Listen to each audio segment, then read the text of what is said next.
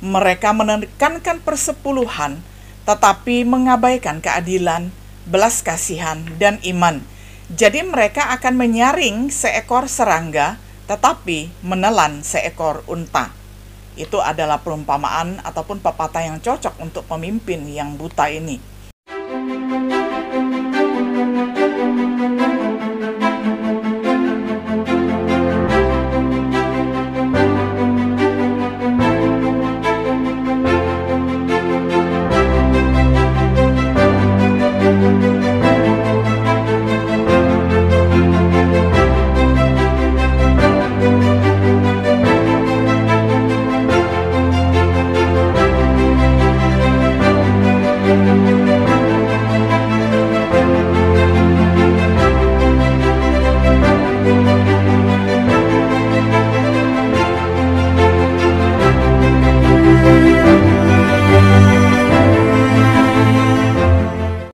Shalom, sahabat setia yang dikasihi oleh Tuhan. Sungguh senang kita dapat berjumpa kembali di dalam acara Renungan Sahabat Setia. Pada hari ini kita tiba pada episode yang ke-55 di dalam serial pembahasan Kitab Matius dengan tema Orang Buta Menuntun Orang Buta. Kita baca nats firman Tuhan dari Matius pasal 15, ayat 12 sampai ayat 14. Saya bacakan untuk kita semua. Maka datanglah murid-muridnya dan bertanya kepadanya, "Engkau tahu bahwa perkataanmu itu telah menjadi batu sandungan bagi orang-orang Farisi?" Jawab Yesus, "Setiap tanaman yang tidak ditanam oleh Bapakku yang di surga akan dicabut dengan akar-akarnya. Biarkanlah mereka itu, mereka orang buta yang menuntun orang buta. Jika orang buta menuntun orang buta, pasti keduanya jatuh ke dalam lubang." Sampai sedemikian jauh pembacaan firman Tuhan dari Matius 15 ayat 12 hingga ayat 14. Sahabat setia yang dikasihi oleh Tuhan, siapa yang dapat kita percayai tentang masalah agama hari ini? Banyak orang mempercayai pengkhotbah, penginjil, atau pendeta mereka. Mereka berasumsi bahwa hamba Allah harus dapat dipercaya. Namun Alkitab tidak selalu memuji para pemimpin agama. Paulus memperingatkan tentang serigala buas yang tidak menyayangkan kawanan domba Allah dari Kisah Para Rasul pasal 20 ayat 29 sampai 30. Petrus juga menulis tentang guru palsu yang membawa ajaran sesat yang merusak. Bisa dibaca di dalam 2 Petrus 2 ayat 1 sampai 2. Orang seperti itu dengan sengaja akan menghancurkan umat Allah. Tidak semua orang yang menyesatkan melakukannya dengan sengaja. Yesus memberitahu para muridnya tentang orang buta menuntun orang buta. Matius 15 ayat 12-14. Karena diri mereka sendiri buta, mereka mungkin tidak menyadari bagaimana mereka telah menyesatkan orang lain. Hasil akhirnya tetap sama. Namun mereka yang tersesat masih jatuh ke dalam paret dan dihancurkan, apalagi yang dipimpin oleh guru palsu atau oleh pemimpin buta. Bahwa kita sendiri mungkin tidak secara membabi buta mengikuti seorang pemimpin yang buta. Apa sajakah karakteristik dari seorang pemimpin yang buta? Bagaimana kita bisa yakin untuk tidak disesatkan oleh pemimpin yang buta? Ini adalah pertanyaan yang ingin kita jawab dalam perenungan kali ini. Sementara Petrus berbicara banyak tentang guru-guru palsu di dalam suratnya 2 Petrus pasal 2, Yesus banyak berbicara tentang pemimpin buta. Yang pertama, karakteristik pemimpin yang buta memegang tradisi manusia. Ini adalah kasus orang Farisi di dalam Matius pasal 15. Mereka rela menempatkan tradisi mereka di atas firman Tuhan. Matius 15 ayat 3, 6, dan 9. Pemimpin buta ini akan melakukan hal yang sama, mengajarkan tradisi mereka sebagai doktrin. Tidak tahu bahwa apa yang mereka ajarkan berasal dari manusia, bukan berasal dari Tuhan. Mereka tampil beda, sedangkan Tuhan tidak begitu. Ini adalah kasus orang Farisi di Matius 23, di mana mereka disebut buta sebanyak 5 kali. Mereka membuat perbedaan yang halus antara jenis sumpah seseorang. Bisa juga kita baca di dalam Matius 23 ayat 16 sampai 22.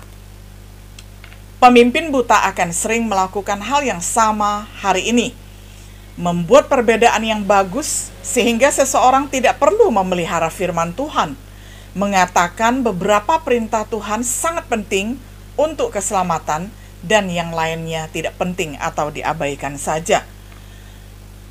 Mereka meninggalkan perintah Allah.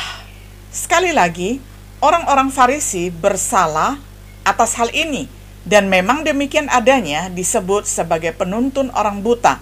Mereka meninggalkan masalah yang lebih berat dari hukum Allah. Mereka menekankan persepuluhan, tetapi mengabaikan keadilan, belas kasihan, dan iman. Jadi mereka akan menyaring seekor serangga, tetapi menelan seekor unta.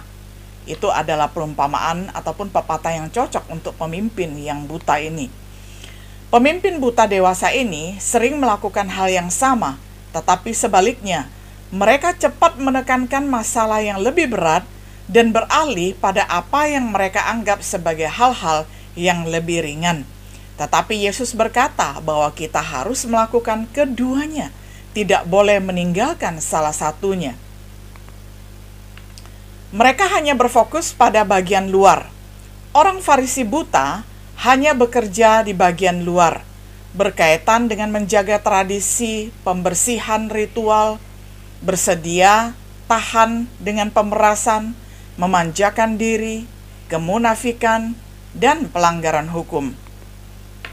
Saat ini pemimpin buta senang dengan penampilan keberhasilan yang spektakuler, misalnya bangunan yang besar tinggi, kerumunan yang ramai, mengundang orang banyak untuk menghadiri kebaktian mereka, menerima orang ke dalam gereja tanpa menantang mereka untuk pertobatan sejati.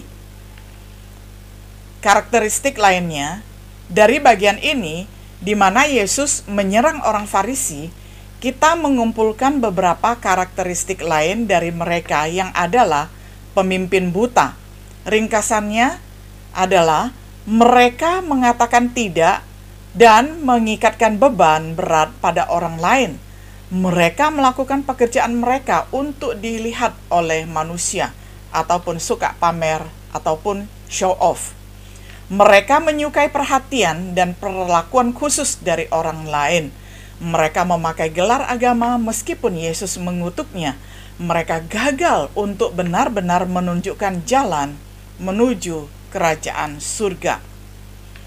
Mereka menggunakan agama mereka untuk menghasilkan uang dan membuat orang lain terkesan. Mereka tidak membuat orang lain menjadi lebih baik. Mereka membuat orang lain menjadi lebih buruk.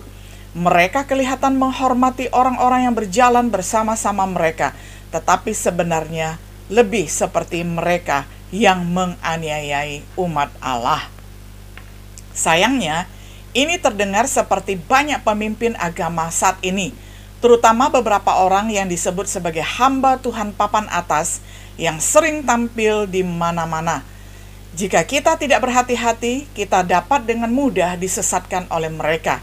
Ini mengarah ke poin kita berikutnya, poin yang kedua, bagaimana agar jangan disesatkan oleh penuntun buta.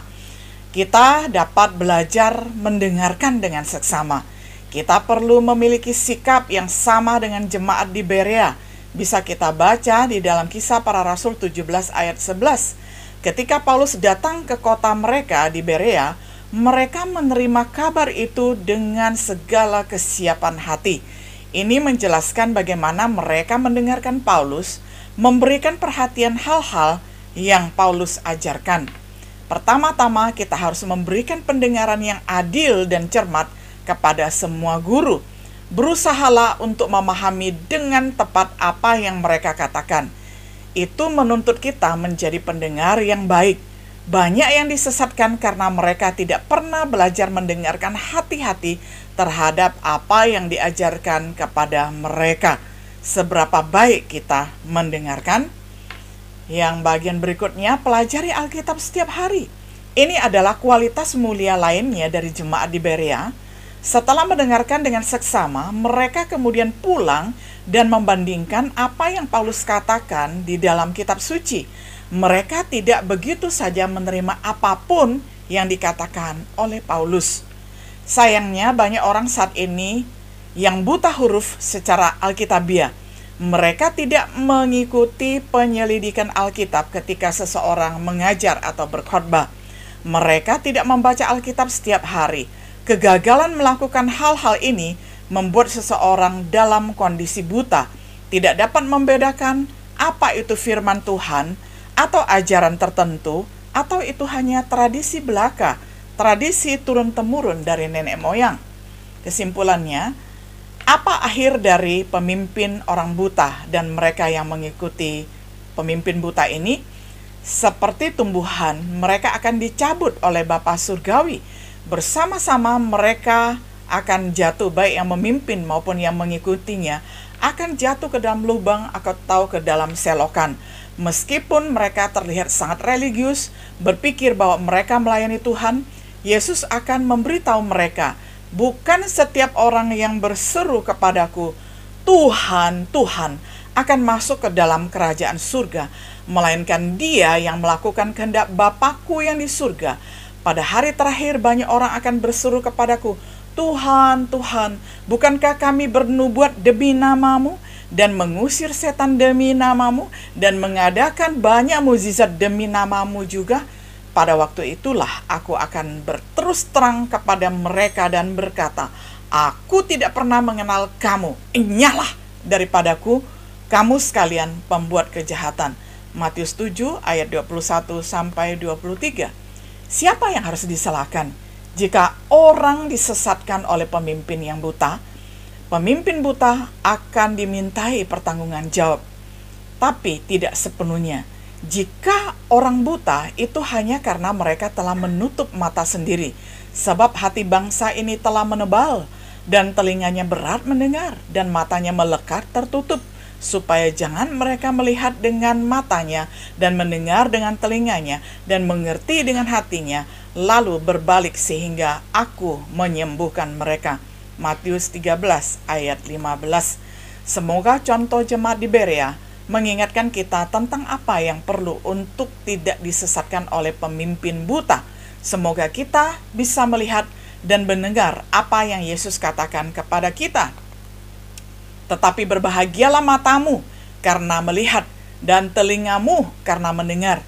Sebab aku berkata kepadamu, sesungguhnya banyak nabi dan orang benar ingin melihat apa yang kamu lihat, tetapi tidak melihatnya, dan ingin mendengar apa yang kamu dengar, tetapi tidak mendengarnya. Matius 13 ayat 16-17. Sahabat setia yang dikasihi oleh Tuhan, berbahagialah setiap diri kita kalau pada saat ini kita mendapati mata kita melek akan firman Tuhan, mata kita terbuka akan firman Tuhan, sehingga kita menjadi pengajar yang terbuka, yang dituntun oleh firman Tuhan, dan kita dapat menuntun orang banyak. Kita tidak seperti penuntun buta yang memimpin orang buta, sehingga dengan demikian nanti satu saat Tuhan akan cabut dan melemparkan kita ke dalam api neraka. Berbahagialah setiap diri kita kalau pada saat ini dengar-dengaran dan mau belajar firman Tuhan, sehingga kita sendiri tidak buta dan kita dapat menuntun orang yang melihat juga. Sehingga dengan demikian kita sama-sama melihat kebesaran Allah, keajaiban Tuhan, dan kemuliaan Tuhan. Dan dengan demikian kiranya Soli Deo Gloria, segala kemuliaan hanya untuk Allah. Kiranya Tuhan Yesus memberkati kita semuanya. Shalom.